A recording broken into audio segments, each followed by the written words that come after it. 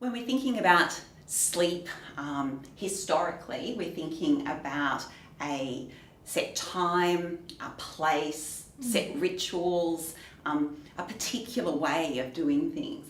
But the National Quality Standard really challenges that and really asks us to think about being responsive to individual children's needs, to really rethink what we're doing. Yeah, I really like that about the National Quality Standard, because what it does is not emphasise just sleep, but two other components, rest and relaxation. And different children, particularly once they're into the preschool years, may not need sleep, but they do need rest and relaxation in a very busy environment and a very social environment that we have in ECEC settings.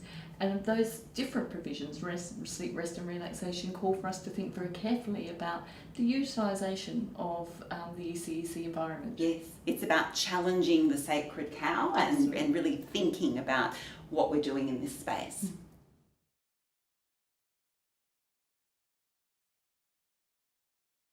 Just like their need for sleep, children might need to have a break or a rest at different times of the day, depending on what they've been doing.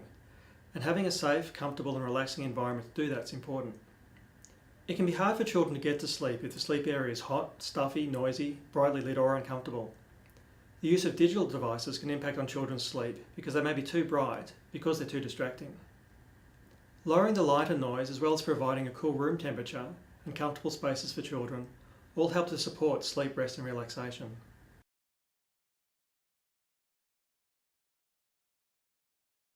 So I think in family daycare, my experience is it's so broad and there's lots of different environments, so every educator does it differently. So some educators may use every room in their house, which I think is a lovely way to embrace family and communities. So children, may sleep in one of their children's old bedroom, or maybe in the same room as one of the children in family daycare. So and the other thing, we've got a whole range of different ages, so it's not just preschool children. Yes, we have often a range of ages, so that needs to be considered as well in that process. Yeah. And so sometimes their educators have 3 children on the floor and a cot right beside them. So other times there is that opportunity of having babies in a separate rooms, and when they want to have a sleep, and the other children be able to have a rest in other rooms. So I think that's definitely the advantage of family daycare, where you can have the multiple age groups. And even the opportunity to have rest at different times of the day, so like set up spaces where children can go to that are away from other children. It could just be a corner in the room where it could have cushions, it could have a net, it could have, and that's always there and accessible. Yeah. It's about that comfort where it's not formal, it's informal. So I think that's definitely a benefit. Absolutely. Educators can do so well. Every room is required to have like a sanctuary area where there's quite couches, cushions, somewhere to read, somewhere for children to be able to just go and be on their own, or if they're feeling like they need their own space, and they can use that spot any time of the day. There's no set, okay, well this spot's only going to be used in the mornings, or this part only can be used at sleep time. They're allowed to use that, so that allows them to regulate their body as well. And then obviously with the sleep time, that's when the lights get dimmed down. May not be turned off, but get dimmed down, and just giving that quiet time to just go, a bit of quietness.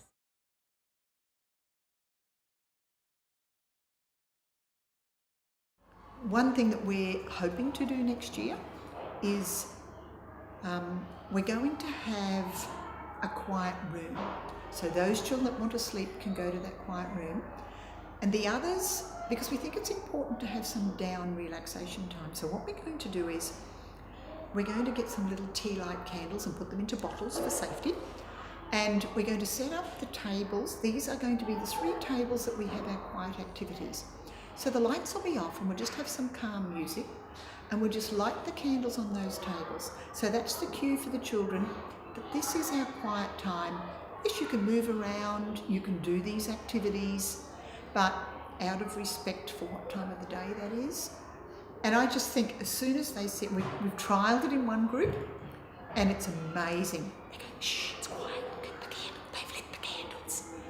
And so it's so powerful for them. And then they get to blow them out. So we've really been trialling this in one group, and this is something that we want to implement in our big groups next year. So there'll be some children who will not even have to lie down on a mattress, but we might have a listening post, some cushions in a corner. That'll be one of the areas. Yeah, so we're really excited about that. And we picked that up by visiting another centre. When planning sleep, rest and relaxation opportunities, it's important to consider how different spaces might best be used to allow children who need a sleep a quiet space without distraction, and to allow children who don't need a sleep a place to do alternative activities.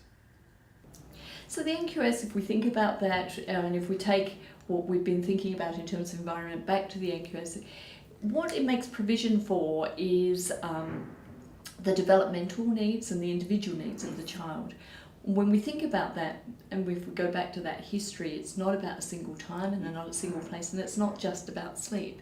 It's about conceptualising the whole day as being about rest and relaxation, and thinking about the child's needs and giving them the opportunity to retreat if they need to rest if they need to, and of course sleep if they need to. But it's about all of those things.